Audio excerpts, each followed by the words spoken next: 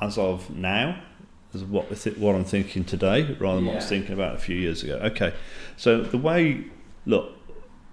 one of the challenges any user of a service like Barbour has is that information is publicly available across all the Barbour subscribers, the many hundreds and thousands of people are using that data. So if you've got an architect who is named on a project, okay, you don't want to be that guy for a week. Right. Seriously, because they're going to get so much spammy, clumsy outreach, be it via email, be it via people just randomly dropping samples in, people knocking on doors and people calling.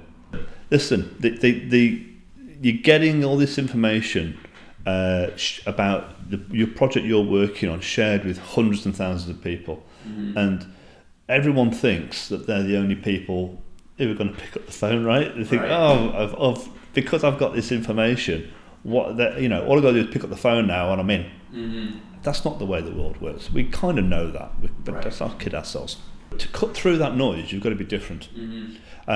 So a content-driven approach where you're helping first, we're finding is working. Right. If you're saying to a specifier, there's some great content available on fire rating or on insulation or new regs on X, Y, and Z, and which is available on our website for you to download, which we think might be useful for you. That's more likely to, because it's the right time, right content. Well, so you've got the right person, they're working on the right sort of project, it's the right time. Sure. Okay, so tick, tick, tick. That's all done.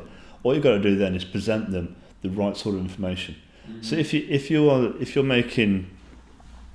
produce insulation and you just wave a flag, say, hey, we're this insulation manufacturer, we're really great, come and look at our website, can I have a meeting? Imagine the architect's blood, it's going to run cold. It's like, I haven't got time for this. Yeah.